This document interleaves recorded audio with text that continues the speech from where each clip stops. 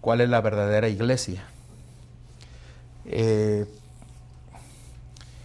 Sabemos que vivimos en el tiempo del fin y sabemos de que el Señor tiene a su iglesia, tiene a su verdadera iglesia. Y dentro de esa iglesia ha levantado a hombres y mujeres, ha levantado movimientos en la cual tienen como propósito levantar el estandarte y levantar los pilares y los principios de la palabra de Dios. Y la palabra de Dios nos dice en Mateo capítulo 16, versículo 18. Nosotros recordamos el momento en que se le hizo la pregunta a Pedro y Pedro contestó a Cristo, y en el 18 dice: y yo también te digo que tú eres Pedro, y sobre esta roca edificaré mi iglesia, y las puertas del Hades no prevalecerán contra ella.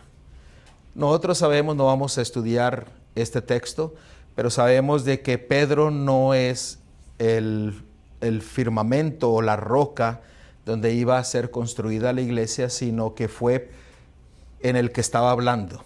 Y el que estaba hablando era ¿quién? Cristo. Y Cristo es el que edifica su iglesia. Y dice que el enemigo no iba a tener poder sobre su iglesia. Esto quiere decir que el Señor nos da la victoria si nosotros la pedimos, si nosotros nos ponemos en sus manos. Y la palabra iglesia en el hebreo es kahal y en el griego es eclesia. Y es interesante notar el significado de lo que estas palabras nos quieren enseñar. Esto significa iglesia, asamblea, congregación, llamados a salir. Eso es lo que significa estas palabras en griego y en hebreo. Y nosotros tenemos que recordar que el Señor, nuestro Dios, desea que nosotros seamos parte de su iglesia verdadera, que seamos parte de su cuerpo, pero el Señor desea que nosotros nos congreguemos, vengamos todos juntos, pero unidos en la cabeza que es Cristo Jesús. Después de ahí, el cuerpo bien unido, dice la palabra de Dios y la pluma inspirada, entonces dice, bien unido, entonces puede llevar a cabo la voluntad y todo lo que le place a nuestro Dios. Tenemos que recordar que en la palabra de Dios se le ha dado unos llamados al pueblo de Dios de que tienen que salir. En Génesis capítulo 12 se le dio un llamado a Abraham que tenía que salir ¿de dónde? De los sur de los caldeos. Los sur de los caldeos era Babilonia. Nosotros ya tuvimos varios estudios acerca de lo que significa Babilonia. Y también en Éxodo 12 a Israel se les llamó a salir ¿de dónde? De Egipto. Egipto tiene un simbolismo en la palabra de Dios que también simboliza el mundo. No lo vamos a estudiar hoy día, pero lo quiero decir para que si usted quiere ir a buscar y estudiar más, usted puede ver que Egipto era un símbolo del mundo y un símbolo de esclavitud. Porque cuando Dios vino, liberó a su pueblo ¿de qué? De la esclavitud y de las cosas del mundo. Ese mismo llamado el Señor nos lo hace hoy día de igual manera, porque Él dijo, vosotros estáis en el mundo, pero vosotros no sois ¿de qué? Del mundo. Poned nuestros ojos en las cosas de arriba y no las cosas ¿de qué? De la tierra. ¿De qué os sirve ganar al mundo si vas a perder qué? Tu alma. A través de la palabra de Dios también el Señor nos sigue haciendo esa invitación de salir de la esclavitud del pecado y salir del mundo. También en Hechos capítulo 15 se le hace una invitación a los gentiles también a salir del paganismo, para que sean injertados en el pueblo de Dios. Porque todo gentil tenía que ser injertado en el pueblo de Dios. ¿Por qué? Porque solamente hay dos grupos, hay dos pueblos, podríamos decirlo, hay dos poderes, el cual uno está con Dios y el otro está con el enemigo. Hay lo verdadero y hay lo falso. Entonces, el Señor siempre ha hecho invitaciones para que el pueblo salga. Y la iglesia, eclesia, significa llamados a salir. Nosotros acabamos de estudiar toda una serie de temas en la cual también hablamos de Babilonia. Y el llamado al pueblo de Dios es salir de Babilonia, pueblo mío. Así que el Señor puso a su iglesia para que saliera y pudiera obtener la victoria en Cristo, para que saliera del pecado, para que saliera de la esclavitud, para que saliera del mundo y para que saliera de las doctrinas falsas de Babilonia, del engaño, de la rebelión de Babilonia. Y el Señor, a través desde Génesis hasta Apocalipsis, el Señor nos sigue haciendo el mismo llamado a cada uno de nosotros. Tenemos que abandonar todo lo que no es de Dios. Tenemos que ganar la victoria en Cristo sobre todas las cosas para estar en una comunión estrecha con nuestro Salvador, una unión que Él desea tener con nosotros. Por eso Él formó ¿a qué? A su iglesia. Porque Él desea tener una relación íntima con nosotros. El diablo ha venido y podríamos decir que ha volteado la tortilla. Le ha dado la vuelta y todo lo que era correcto lo ha hecho incorrecto o lo ha hecho confuso a través del vino de Babilonia, a través de falsos maestros, a través de falsos profetas. Y el Señor desea restaurar todo lo que Él estableció para el beneficio de su pueblo. Tenemos que recordar que la iglesia apostólica nunca hacía referencia a un lugar, sino hacía referencia a las personas. Nunca hacía referencia a una estructura, a un lugar. ¿Por qué? Porque la iglesia apostólica nunca se reunía en templos, a veces se reunían en las casas, en bodegas, abajo de un árbol, y se reunían todos juntos para adorar a Dios. El énfasis que se le daba era que eran las personas. En un momento dado de la historia, eso se cambió o tuvo una transformación. Pero la iglesia de Dios, la iglesia verdadera de Dios, siempre el Señor pone el énfasis en la persona. Y ahorita lo vamos nosotros a ver. Cristo es el que construye su iglesia. Él es su fundamento. Y ustedes se preguntarán a dónde es que quiero llegar con este estudio. Vamos a ver a lo que la palabra de Dios desea llevarnos a nosotros. ¿Cuál es la fundación de la iglesia verdadera de Dios? En ese mismo capítulo de Mateo 16, si nosotros vemos el contexto, la fundación está descrita en el versículo 16 y el versículo 17.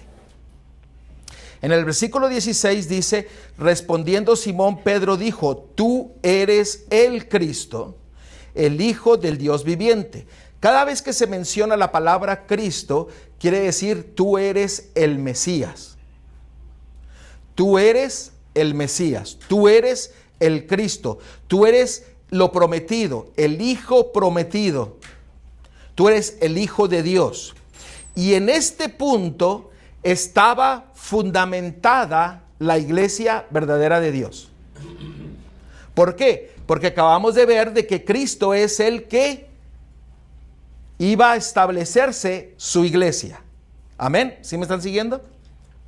¿Amén? Ok. La iglesia está fundada sobre este fundamento de que Él es nuestro Mesías y que es el Hijo de Dios. Por eso dice: y sobre esta roca edificaré mi iglesia, sobre este fundamento. ¿Por qué? Porque el fundamento es Cristo. Y lo vemos a través de la palabra de Dios.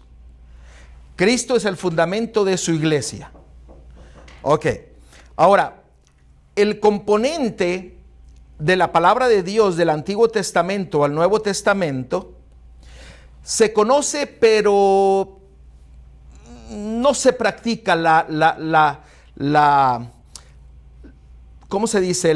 El movimiento del Antiguo Testamento al Nuevo Testamento.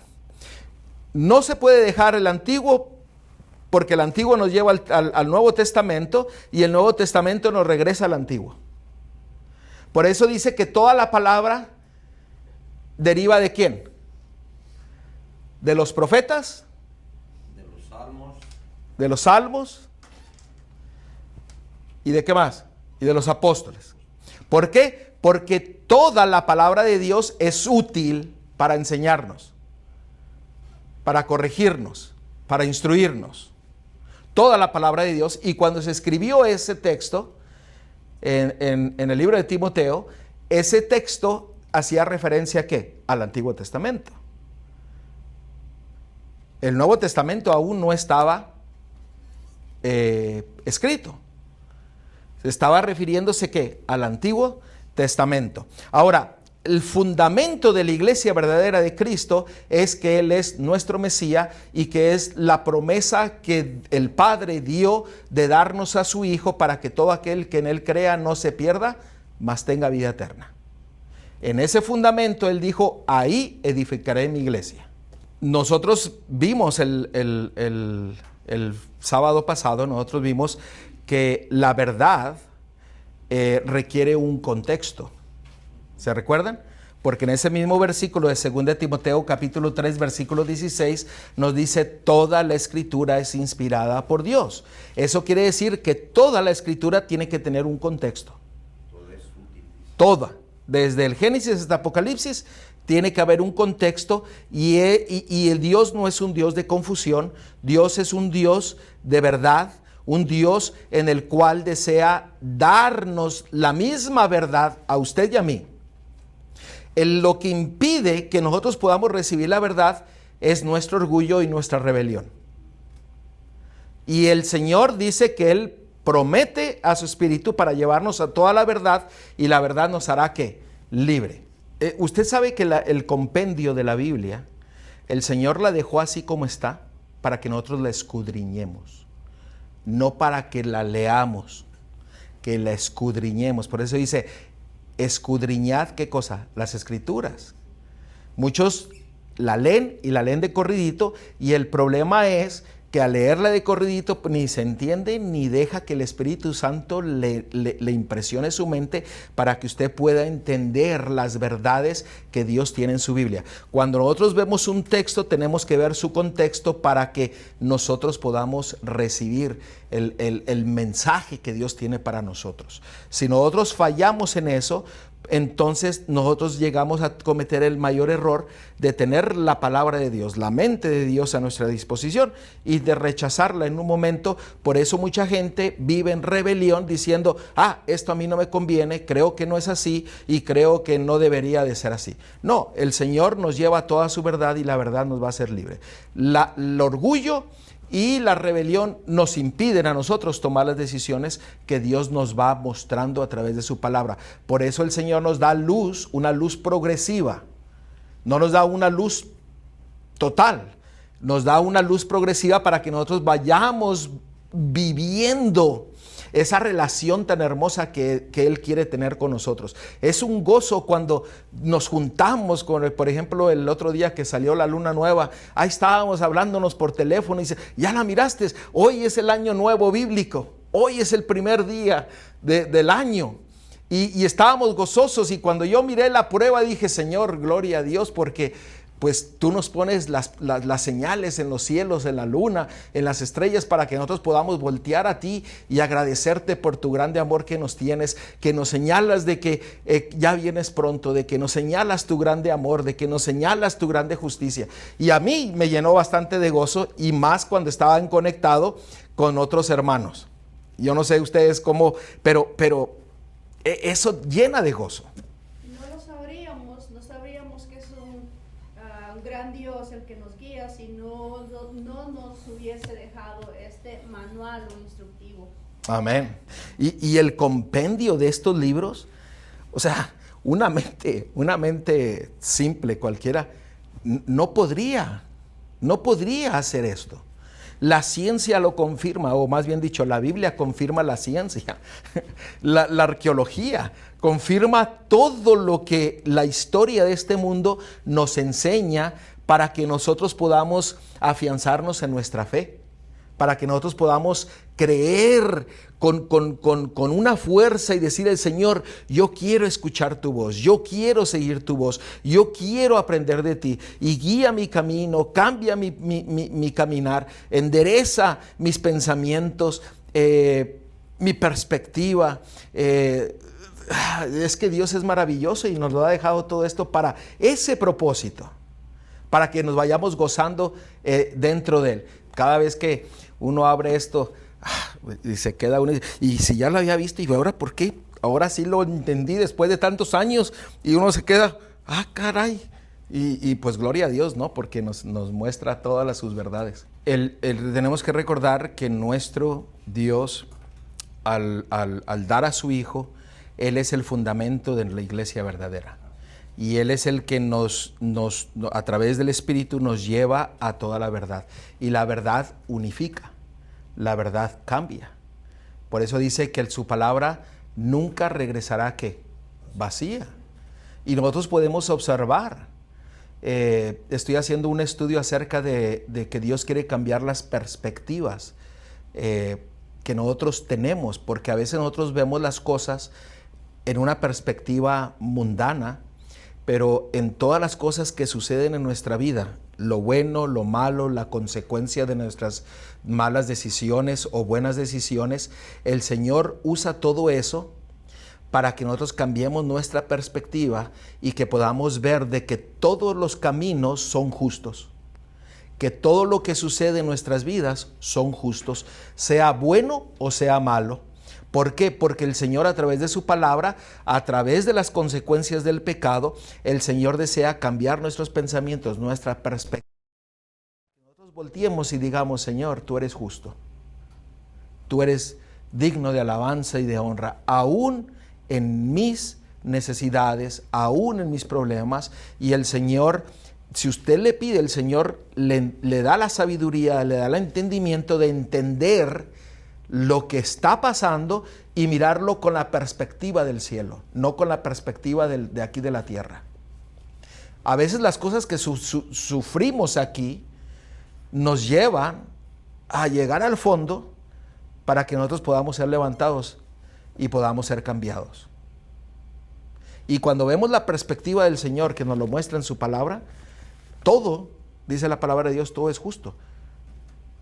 Dice el Señor que todos sus pensamientos son ¿qué? Son buenos hacia nosotros, todos. Aun cuando estemos sufriendo en la necesidad, en el problema, en la enfermedad, el Señor es justo. Y a través de su palabra el Señor nos muestra su grande amor y su misericordia. Por ejemplo, ese versículo donde dice, donde leyó, dice, y Cristo, el Hijo de Dios, dice, viviente. Entonces le respondió Jesús, bienaventurado eres Simón, hijo de Jonás, porque no te lo reveló ¿quién? Carne. O sea, carne. ¿Y sabe quién se lo reveló? Esas palabras. O sea, que Dios nos pone en nuestra mente las palabras correctas para contestar correctamente. Amén. Y Él es el que nos dirige a toda la verdad. La actitud de que nosotros debemos de tener es una actitud de humildad.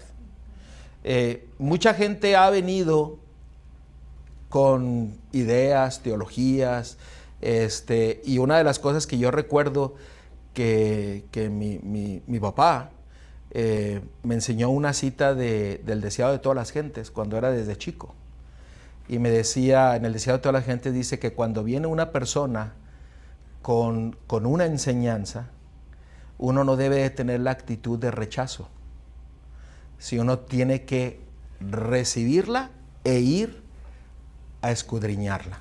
Yo iba a decir acerca de lo que está leyendo el hermano ahí, que dice que no se lo reveló carne ni sangre, sino su Padre que está en los cielos. Quiere decir que en ese tiempo también ya se podía considerar que era el Espíritu Santo el que estaba revelando.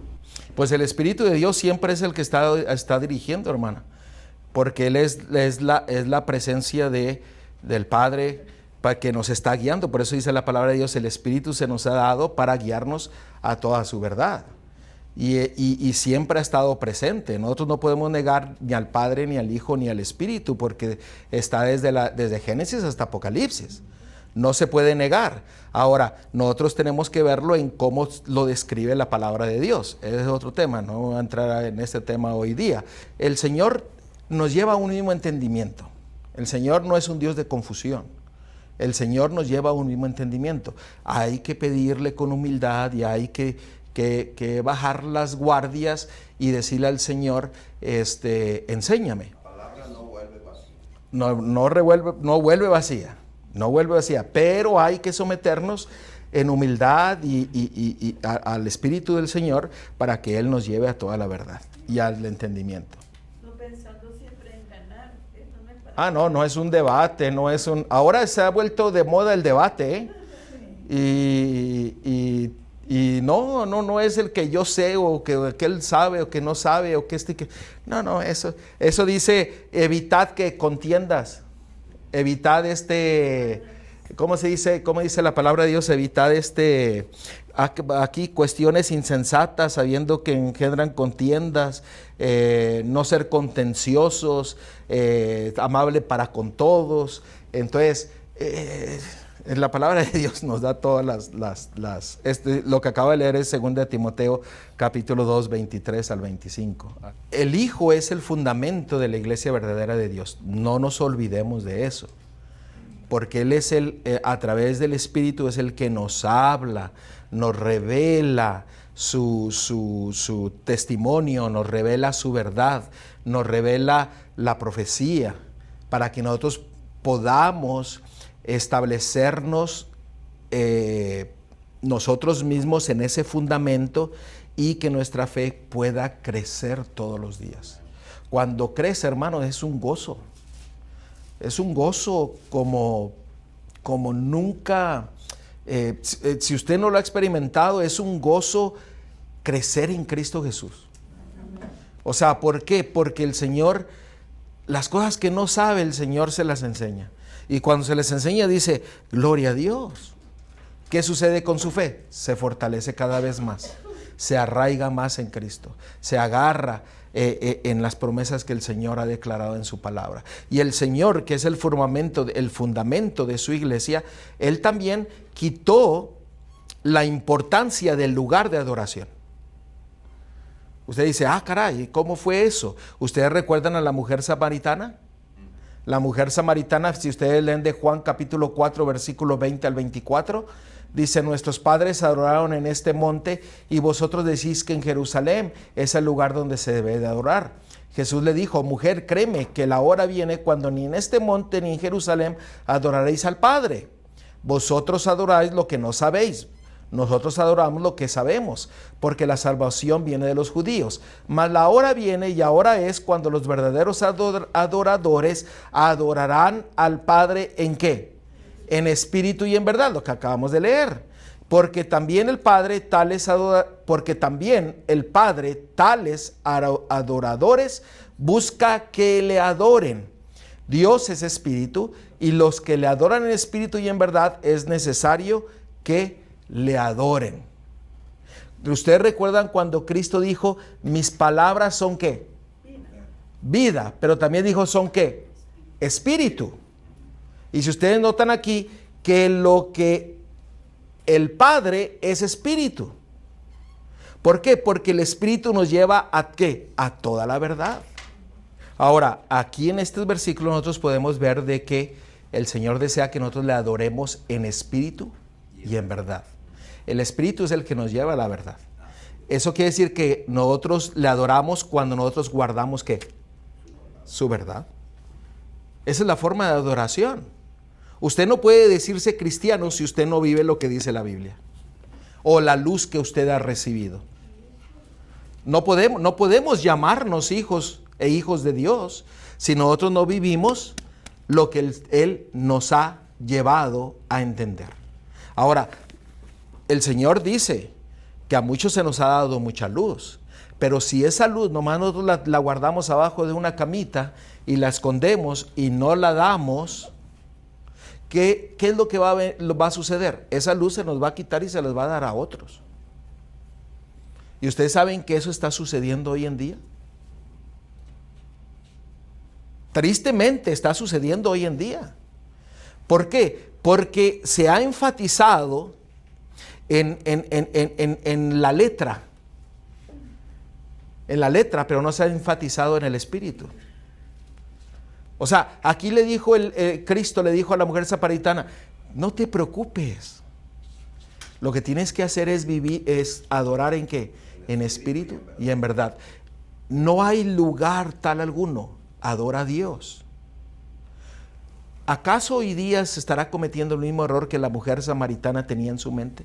El Señor desea que nosotros adoremos juntos en espíritu y en qué? Y en verdad. Cuando estamos en espíritu y en verdad, por consiguiente, ¿qué es lo que hace el Señor? Nos unifica. Nos une. Cuando no estamos en el espíritu y verdad, ¿qué es lo que sucede? Hay pleitos, hay chismes, hay contiendas y desune. Entonces, sí, hermano. No, sí. Como ese verso me lleva de Juan al otro Juan, al capítulo de Juan, capítulo 5 y el verso 6 y el espíritu es el que da testimonio, porque el espíritu es la verdad. Así es. Ahora, y ahorita vamos a verlo, cómo Dios estableció su iglesia, un poquito más acerca de ese punto, porque no podemos sacar ese punto de la iglesia verdadera de Dios. Ahora, no es un lugar específico, no es un edificio lo que hace una iglesia. ¿Por qué? Porque la iglesia de Dios, la iglesia verdadera, son todos adoradores que adoran en espíritu y en verdad. Y ahorita lo vamos a ver. Téngame paciencia para ver a dónde es que nosotros vamos a llegar. Ahora, no hay una preferencia, no hay un lugar, esto lo dijo Cristo. Ahora, muchos durante la pandemia, muchos pelearon por un lugar abierto. ¿Ustedes recuerdan? Que hasta se metieron en problemas con la ley. La ley dijo, todo cerrado, y hubo iglesias que abrieron y se metieron en problemas con la ley, pensando que ir a la iglesia, eso era lo correcto, y muchos incluso llegaron hasta la cárcel. Pero la palabra de Dios es clara al decir lo que es la iglesia verdadera. Y vamos a seguir viendo. Vamos a ver en Romanos 16:5. La iglesia apostólica no se reunía en un templo, se reunían bajo un árbol, se reunían bajo bodegas, pero voy a poner algunos ejemplos. Y quiero que ustedes presten atención a estos textos porque Dios es maravilloso y ustedes lo van a ver. Ténganme paciencia. Romanos 16:5. Saludad también a la iglesia de su casa. Solamente puse esa parte de ese texto. 1 Corintios 16:19, las iglesias de Asia os saludan. Aquila y Priscila con la iglesia que está en su casa os saludan muchos en el Señor. La iglesia apostólica se reunía ¿en qué? En las casas. Ya no era iglesia judía, ya vino a ser iglesia cristiana. Exactamente, era la iglesia apostólica, la iglesia cristiana que se estaban reuniendo ¿en qué? En sus casas. Hay otras versiones que se reunían en bodegas o abajo de un árbol, en el campo. Sí. Pero es que la iglesia no era el lugar, no son los lugares, son las personas, el grupo. Por eso durante la historia y de principio a fin, la iglesia de Dios verdadera no tiene nombre. Amén. Ahora, por eso yo inicié diciendo que la iglesia apostólica, el énfasis no era el lugar, sino era en las personas. La iglesia verdadera de Dios, solamente habrá una. Dios ha levantado movimientos dentro de su iglesia para llevar a cabo una obra específica. Y lo ha hecho desde Génesis hasta Apocalipsis. ¿Lo entendemos así? Elías fue levantado, fue un movimiento dentro del pueblo de Dios para dar un mensaje específico. Si Jehová es Dios, seguidle, y si el otro es, váyanse en pos de ellos. De hecho, en el cielo también hay ¿Sí? hay una iglesia. Juan el Bautista, un movimiento dentro del pueblo de Dios que preparó el camino para el Mesías. Y podemos ir uno tras otro. Son grupos o etapas. En el tiempo del fin, Dios ha levantado un movimiento profético para proclamar el mensaje de los 3 ángeles. Y los que lo aceptan son los que siguen adelante. Los que no lo aceptan se quedan. Los que lo aceptan van a ser los que van a levantar el estandarte de Cristo, que dice que es la fe, aquí está la paciencia de los santos, los que guardan los mandamientos de Dios y tienen la fe de Jesucristo, y la van a levantar los pilares del Señor, toda su verdad. Esa es la iglesia verdadera. El movimiento que Dios levanta siempre a través de la historia para dar un mensaje específico al mundo, a todas las personas, para que den una media vuelta y se vuelvan a nuestro Señor. Todo igual. Así es. Ahora, eso, la verdad, si nosotros no proclamamos la verdad, el Señor nos la va a quitar y se la va a dar a otro. Y está sucediendo, tristemente, aunque muchos no lo quieran ver. Ahora, Dios quiera que nosotros, la luz que nosotros hemos recibido, la vivamos, pero que también la compartamos. El miércoles pasado salimos de aquí, fuimos al supermercado, íbamos mi esposa y la hermana Puente y yo, y la hermana Puente iba con su armamento, y llegaba una persona y daba su folletito y empezaba a hablar. Hay que compartir, hay que dar la luz que Dios nos ha dado. Y gloria a Dios, porque eso el Señor se encarga del resto. ¿Qué es lo que va a mover corazones? ¿A dónde va a llevar las mentes? No lo sabemos. Pero nuestra obligación es que proclamar el mensaje, pero proclamarlo primeramente a través de nuestro testimonio, de nuestra vida, que nosotros estamos viviendo lo que hemos recibido de nuestro Dios como su verdad, para que nosotros podamos reflejarlo a todo el mundo. Porque si no lo reflejamos, pues entonces venimos a hacer ¿qué? Como toda la gente dice, ¿a qué voy yo ahí? Si ahí está lleno de puro hipócrita. Dicen una cosa y salen de ahí y se olvidan de lo que dijeron. Entonces, el Señor desea que nosotros vivamos la verdad. Por eso dice en 1 Timoteo 3:15 que la iglesia de Dios es que columna y baluarte de ¿qué cosa? De la verdad. Nosotros somos columnas. Tenemos que ser cabeza y no cola. Tristemente hoy día el pueblo de Dios a veces es cola y nunca llega a ser cabeza. ¿Por qué? Porque al ser cabeza nosotros tenemos que vivir la verdad que Dios nos ha dado. Y la iglesia verdadera de Dios sigue la verdad. ¿Por qué? Porque el Espíritu ha venido a nuestras vidas y nos ha guiado a toda la verdad. Porque hemos permitido que Él tome posesión de nosotros y que nos lleve al entendimiento de la verdad. Uno no puede entender la palabra de Dios si no permite que el Señor nos enseñe. Tenemos, cada vez que abrimos la Biblia, tenemos que ir como un alumno, permitiendo que el Espíritu Santo nos guíe a la verdad, no queriendo nosotros enseñarnos a nosotros mismos y poner nuestro razonamiento en lo que dice la palabra de Dios. No, el Señor es la obra del Señor.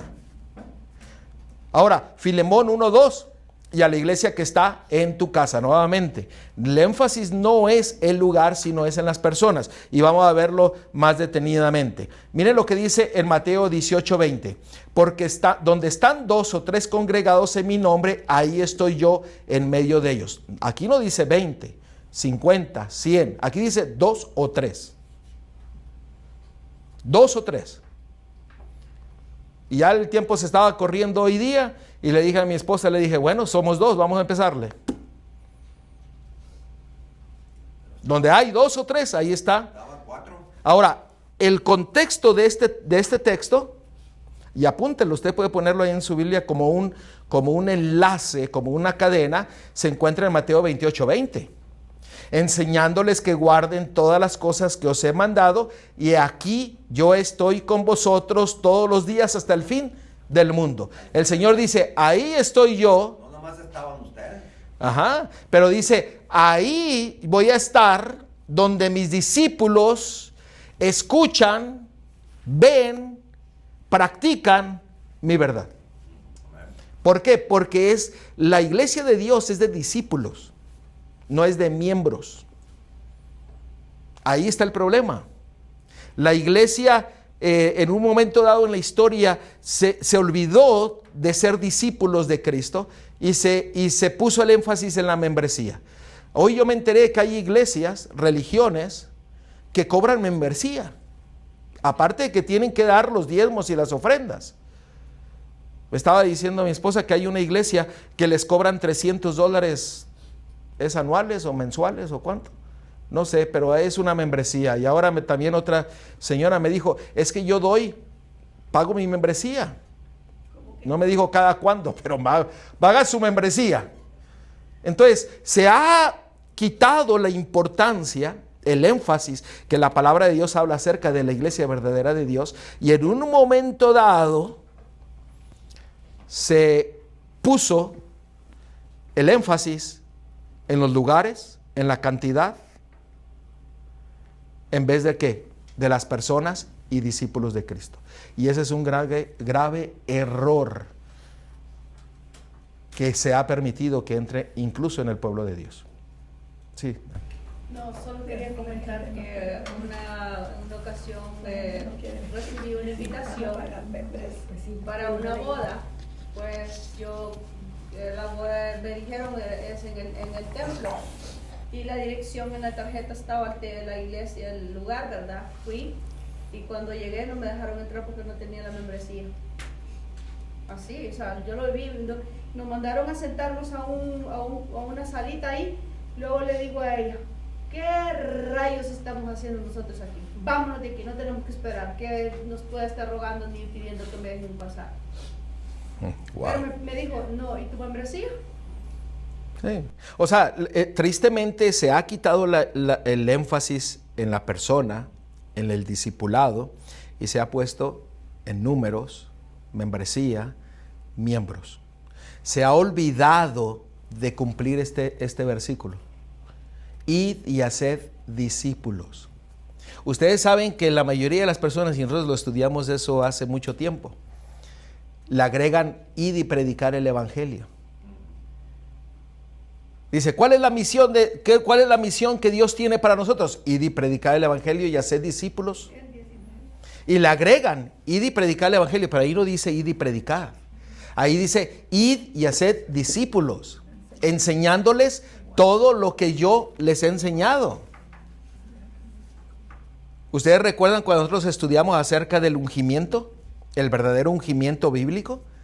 Que no llevaba un día, una hora, un minuto, 10 minutos, y cuando se ungía, se llevaba 7 días, porque el propósito del que hacía el ungimiento, el propósito era llevar a la persona que iba a recibir el ungimiento, llevarlo al discipulado de Cristo, pero a la misma vez el que daba el ungimiento también tenía que asegurarse de que él estaba viviendo conforme a la voluntad de Dios.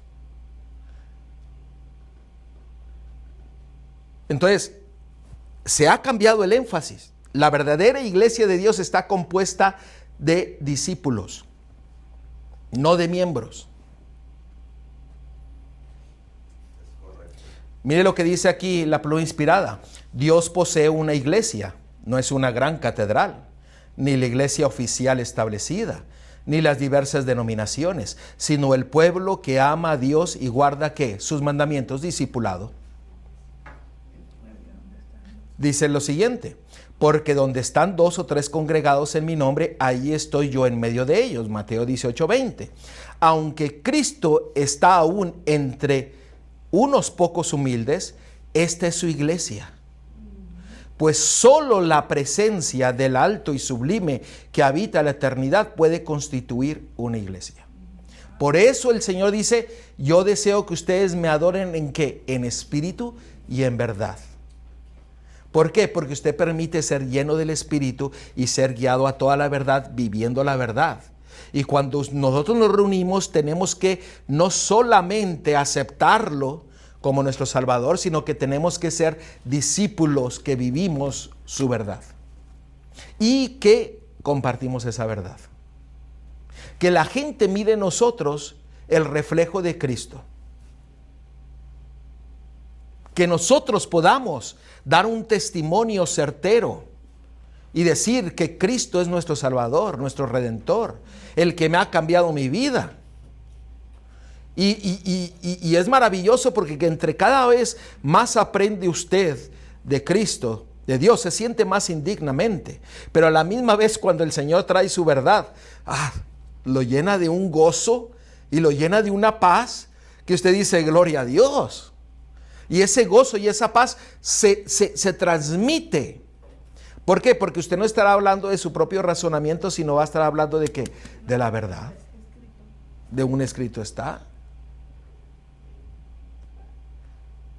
Le estaba comentando a mi hermano por teléfono el otro día y le estaba diciendo el gozo que tuvimos de ver las señales de Dios. Y él nomás guardó silencio, pero yo creo que él me estaba escuchando el gozo que le estaba compartiendo con él y él me estaba escuchando. Y hermano, es un gozo adorar a Dios en espíritu y en verdad. Y permitir que Él esté en medio de nosotros, en mi corazón. Va a ser lo más personal.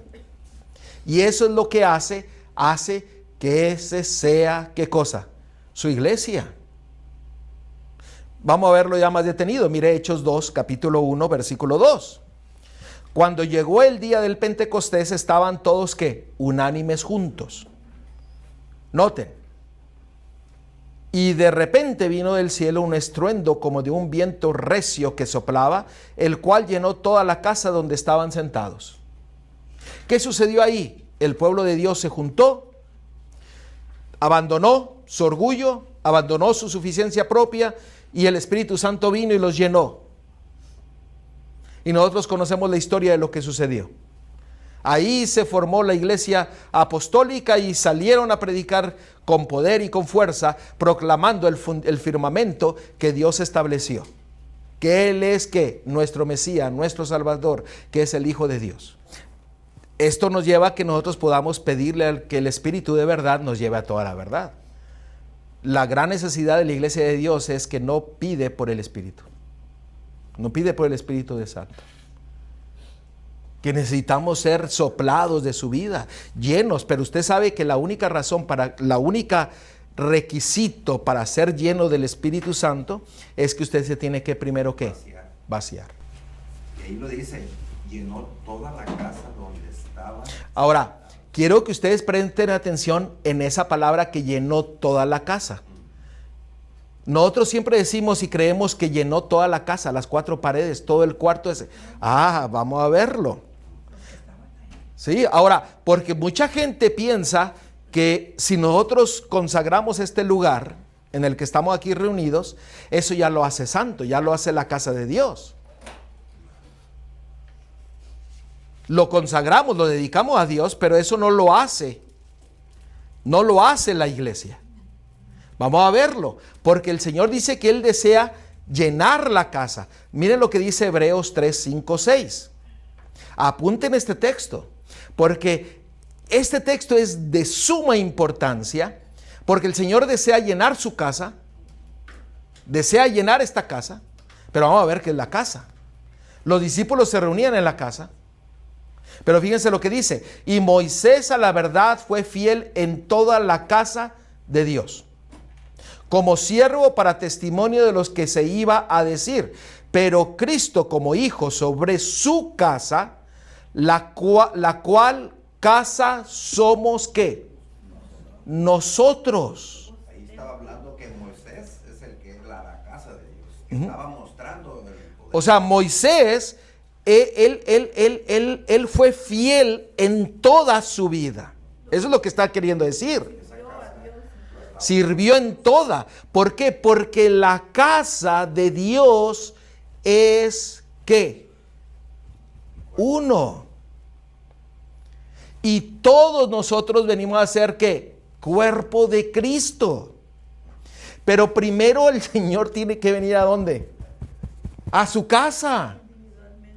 Individualmente. Morar, porque esta casa tiene todos los miembros y cada miembro tiene una función, así como la iglesia dice, ¿cómo lo Sí, cabía en todo. Ahora, todo esto el Señor nos lo está mostrando porque Él desea tener una relación íntima con nosotros. No es grupal, como se enseña.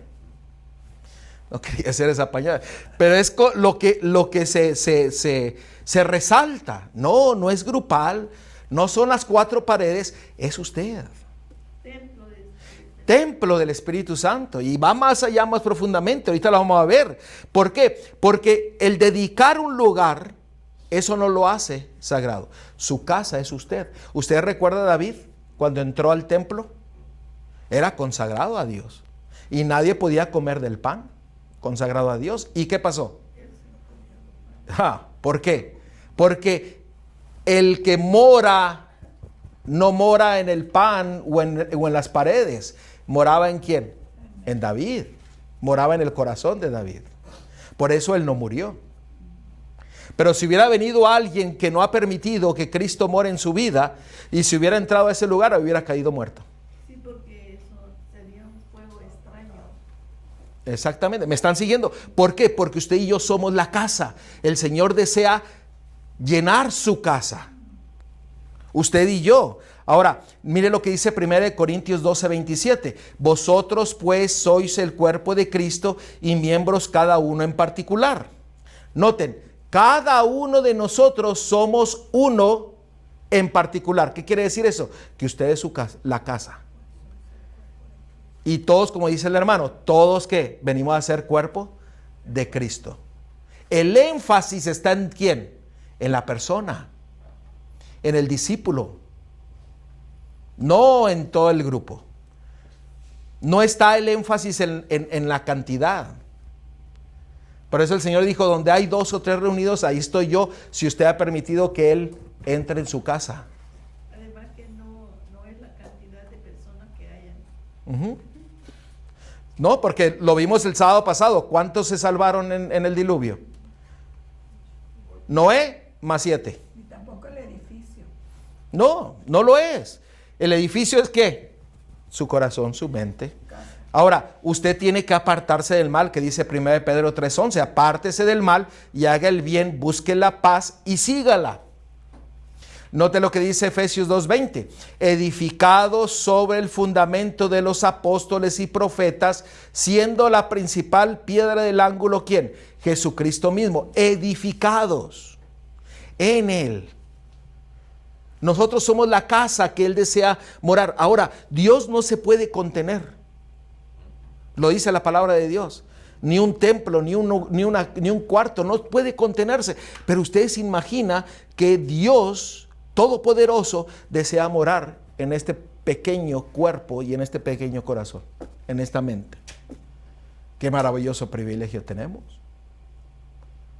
¿No lo merecemos? Pero el Señor está dispuesto a darlo, está dispuesto a hacerlo, porque usted es la casa. 1 Corintios 3:17, si alguno destruye el templo de Dios, Dios le destruirá a él. Ahora sí entendemos este texto. Porque el templo de Dios, el cual sois vosotros, nuevamente lo vuelve a ¿qué? El templo de Dios sois vosotros, santo es. Es que yo puedo meterle lo que yo quiera. Acuérdese de que no. Ni hacerse lo que quiera. Ni hacerse lo que quiera. Dice, todo lo que comas, hagas y bebas, que sea para la gloria de Dios. O sea que si comemos algo que no es bueno, estamos rechazando a Dios. Y mucha gente quiere vivir como quiere, haciendo lo que quiere. Porque los jóvenes dicen, es mi vida y yo puedo hacer lo que yo quiera. Pues no. Ahora, recordemos que este templo fue comprado con la sangre del Cordero. Hay una parábola que el Señor dijo, si no me equivoco está en Lucas 11.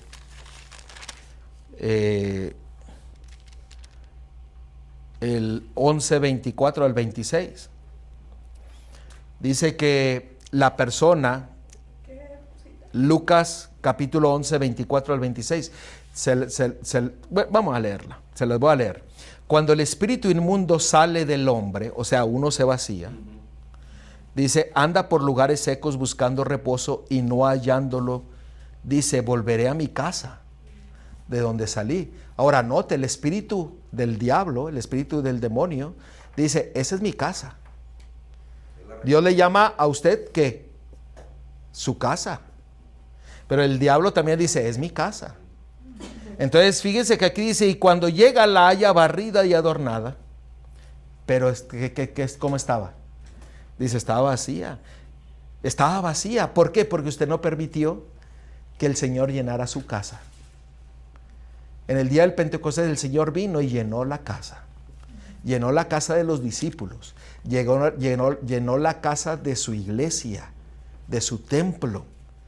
Y los discípulos salieron a predicar la verdad que el Señor les había mostrado. Porque ahí fue donde empezaron a entender la verdad. En 3 años y medio no entendieron. No lo entendieron. Hasta que ellos fueron vaciados y fueron llena su casa. Pero dice que si nosotros no permitimos que Él que entre a nuestra casa, dice que ese demonio que sale, toma a otros 7 espíritus peores que él, y entrados moran ahí, y el postrer estado de aquel hombre viene a ser peor que el principio. La iglesia verdadera de Dios es usted y soy yo. Y todos nosotros unidos formamos el cuerpo de Cristo, donde bien unidos a la cabeza, al fundamento, al firmamento que es nuestro Señor, su verdad, la iglesia cumplirá el propósito que Dios tiene para ella. Y como movimiento que Dios levanta en este tiempo del fin, que tiene un llamado a predicar la verdad y solamente la verdad, la que usted está viviendo, el Señor llevará a su iglesia a la victoria. Llevará a su iglesia a morar con Él por toda la eternidad. Pero usted tiene que permitir de que Él llene su casa. La casa de Él, no de usted, la casa de Él, porque usted le pertenece a Él. Esa es la verdadera iglesia de Dios. Esa es la verdadera iglesia. Dios quiere y que nosotros podamos ser parte de esa iglesia, permitiendo que Él llene su casa, mi casa. Tuve una plática con una persona y esa persona tenía el énfasis en todo lo contrario de lo que hemos hablado. Y yo volteé y le dije a esa persona, le dije, hermano, Cristo ya viene pronto. Cristo ya viene pronto. ¿Por qué hay que perder el tiempo en esas cosas insignificantes? Consagrémonos a Dios. ¿Por qué? Porque tenemos que afianzarnos en su verdad. No en quedar bien con alguien. No en tener una buena reputación o un buen nombre, sino que tenemos que estar bien con ¿quién? Con nuestro Salvador. Y Él desea llenar tu casa, mi casa, y desea unir a su iglesia. ¿Por qué la iglesia no está unida? ¿Por qué la iglesia no es reverente? ¿Por qué? Todos piensan de diferente manera. Todos piensan de diferente manera. Pero si nosotros basamos en lo que nosotros estamos viendo, su cuerpo es templo, casa de Dios. Si usted destruye su templo, el Señor no puede morar en su templo. Usted va a estar haciendo todo lo posible para sacarlo. Por eso dice la palabra de Dios, todo lo que comáis, bebéis y hagáis, hacedlo ¿para qué? Para la honra y la gloria de Dios. ¿Por qué hay tanta rebeldía? Porque no sigue el consejo de Dios. ¿Por qué hay falta de reverencia a las cosas sagradas y santas? ¿Por qué? Porque usted no ha permitido que el Señor se entrone en su casa, en su templo. Tenemos que tomar decisiones. El tiempo se está agotando. Las señales están a la orden del día. Y si Dios nos llama al descanso antes, pues bueno, que nos agarre consagrados y que Él entronado en nuestra casa. Pero si Dios permite que nos permanezcamos vivos hasta que Cristo venga o resucitar para ver su segunda venida, hermanos, que seamos parte de los 144,000 que vamos a llevar y reflejar el carácter de Cristo, su gloria a todo el mundo. Proclamando el mensaje que usted está viviendo. No el mensaje del otro. No el mensaje de una iglesia, una denominación o una organización. ¿El mensaje de qué? De la palabra de Dios.